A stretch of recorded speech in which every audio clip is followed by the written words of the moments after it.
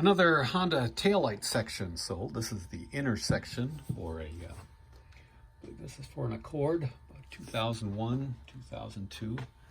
And it does have a hairline crack in it, but I included that on the listing. And this sold for $18. This is an old lumberyard hat, Payless Cashways. This one's from Mesa, Arizona. Typical trucker hat, like new condition, and it sold for 10 bucks.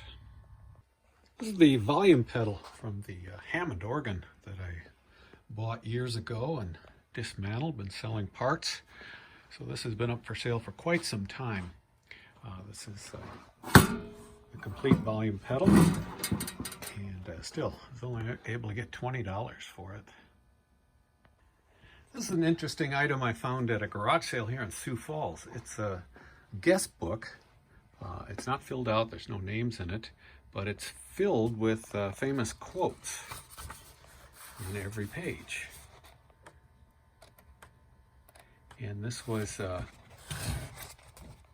made by or made for a museum called the Schilling Hobby House in Northfield, Minnesota. I'm familiar with that town. I used to have cousins that lived there. Actually, I have a cousin that just moved back there. And there was only 500 of these made. This is number 147. And it was printed in 1897. I have a couple of copies of this. And I think I just paid a couple dollars for them. Very good condition for all those years of storage. And I'm sure these were sold at that Schilling house, and these were just extras that ended up in somebody's garage sale here. And I was able to sell this for $75. This is just the empty box of the Revell model, covering the Sheriff's Bronco. It does have the instructions, but I bought a bunch of empty model boxes at an auction for minimum bid of a couple dollars, and this one sold for $15. And the last of the Honda taillights sold. This one's really good shape, no cracks or chips in it. I was able to get just $25 for this, and I only paid the minimum bid on an online auction for all 4 pieces of the taillight, and this is the last of them, $25. This is a record changer, just the changer, off of a Zenith Troubadour that I fully restored, but just unable to sell. It's so big and, expensive to ship. Matter of fact, I've had it up for sale locally and on eBay for about a year now.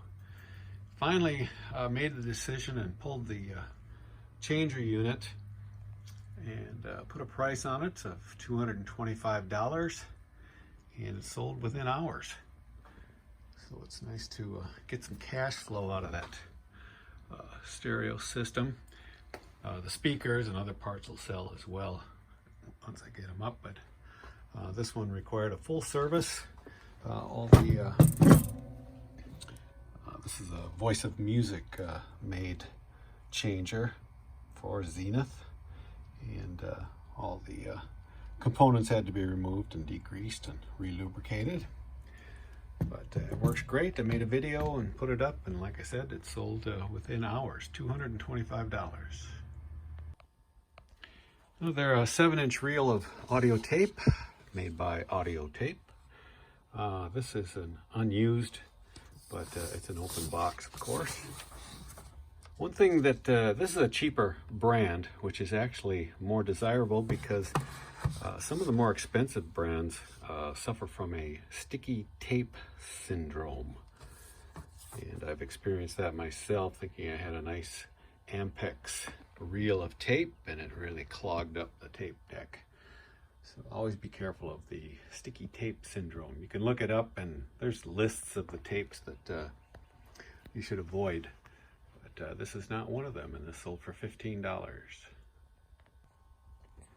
This is a Swingline 5, mostly known for staplers as far as I'm concerned, but they made these nice little pencil sharpeners, and this one sold for $20.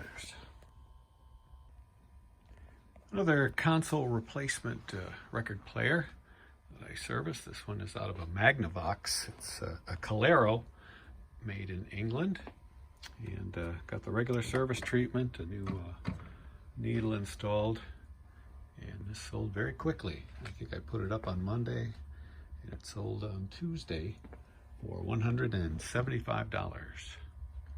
This was pulled out of a console that was free on the side of the road. Cleaned up real nice and works great.